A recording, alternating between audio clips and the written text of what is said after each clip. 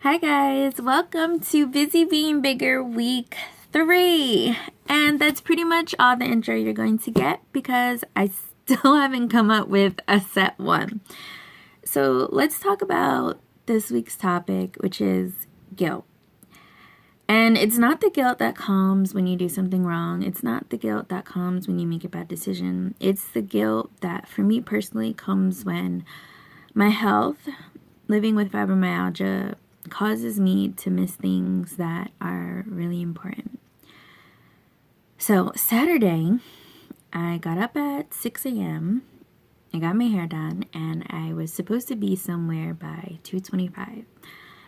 And the closer and closer it got to the time for me to get ready, the sicker I felt until my stomach started to swell. And I said, okay, well, I need to let the other party know that I'm going to be running a few minutes late, until I tried to get up and walk, and my feet were swollen, like a lot, and it was pretty much a no-go. Like, it wasn't going to happen between my feet and the tummy swelling and the pain. I literally just couldn't do it. And I slept for 9 hours that day. In my world, okay, that doesn't happen at all, because between the business and my job and preparing for this book release and just everything else that I have going on in life, I don't just sleep in the middle of the day for that long, like ever. But my body needed it. And instead of waking up last night and this morning and saying, I really got some good rest, I'm really happy that I was able to take that time, I woke up with a sense of guilt. And it really was something that I couldn't even shake. It was like, gosh, did I just cause myself a business opportunity? Did I just cause myself a networking opportunity? I feel like I not only let myself down, but I let others down as well. And life with fibro, there are times when I do have to say, hey, I can't make something, or hey, that's not a good day for me, we'll have to try something else, or we'll have to reschedule. But in those instances, it's always like, if I have an event on Saturday, I can anticipate that Friday I'm not going to be able to make it. Or if I have an event on Saturday or Sunday, the days before, I can usually anticipate how my body's going to feel. But this was directly down to the wire. My body just started doing its own thing. And no matter how much I tried, no matter how much I talked to my body, no matter how much I took calm, deep breaths, no matter how much I was praying, body, just get yourself together, tea, water, it just wasn't working. Literally, I couldn't push past it. And since starting Bigger Than My Diagnosis, I had never experienced that.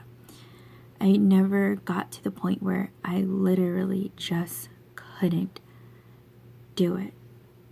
And I woke up this morning feeling so guilty. Like, it literally was with me all day. And then as I was thinking about what this week's topic was be about, I was like, well, I started Busy Being Bigger to tell my truth in order to encourage other people to walk in their truths. And I started this to encourage people to walk in their truths. And if I'm going to be truthful, I need to be truthful at all times. So I said, well, I plan to talk about something else, but why not talk about what's really going on in my life? And what's really going on is that I did feel guilty. But you know what I had to really realize? Is that yesterday I had to cancel a meeting that I was supposed to be in attendance for. And the meeting took place without me. But what I didn't pay attention to is the fact that I made a connection with someone that's going to help someone else. It's going to enable someone else to get to where they need to go. It's going to enable me to help someone get free, enable me to help someone find the person that they are, enable me to encourage someone else to be bigger. And ultimately, that is why I started bigger than my diagnosis in the first place, to give a voice to those who are silent, to give hope to those who feel like there is no hope, to encourage those who think that they are at the end of the rope, that there's no way that they have any purpose in life, to encourage them that they're worth it, that they're beautiful, that they're amazing, that they're warriors. So, no, I didn't make the meeting yesterday, but I did make a connection that will help someone. So I was still busy being bigger without even realizing it. And I say that to you today, for this week, for the rest of this month, for always. When you have to cancel something because of your physical health, because you have an incurable disease, because your depression just rocked you that day, because life sometimes is hard and there's no way around it, and you are a human being, you literally cannot be in 5 places at once. When that happens, don't sell yourself short. Don't take on feelings of guilt because you physically could not do something. Instead, take a step back. Analyze the situation from a different perspective. Really put busy being bigger in your mind. Really say to yourself, okay, busy being bigger is any thought or action taken to overcome situations, circumstances, or diagnosis. And that means that if you have to stay home for something, but while you're home, you get laundry done, you're busy being bigger. If you have to cancel an appearance, but you get rest, you're busy being bigger.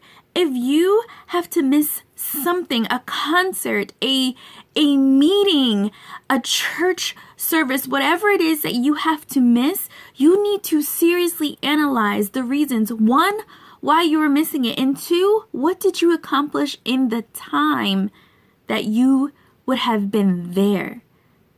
You're still busy being bigger. You're still a warrior, and you have to let go of the guilt. Too often in today's time, we're always told, you're supposed to be doing this and that and this and that, and you're always supposed to be moving. You're always supposed to be working. We never talk about how important it is to rest. We never talk about how important it is to take care of ourselves. We never talk about how we are human beings and we need rest and we need to take care of ourselves.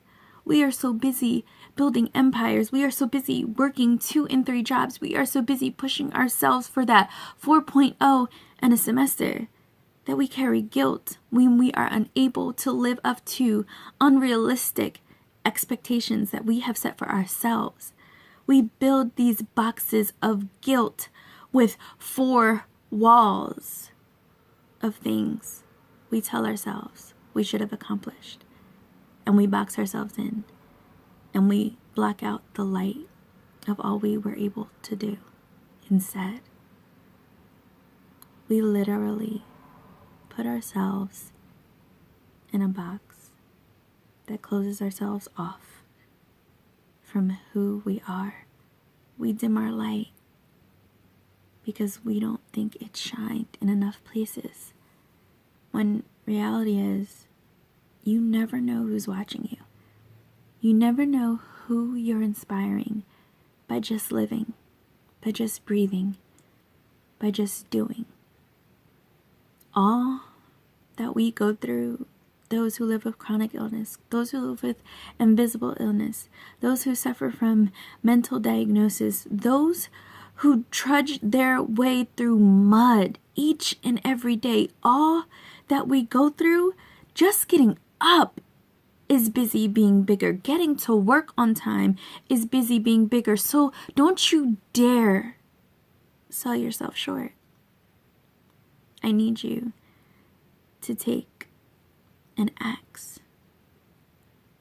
I need you to wrap your hands around it, and I need you to break down those walls of guilt.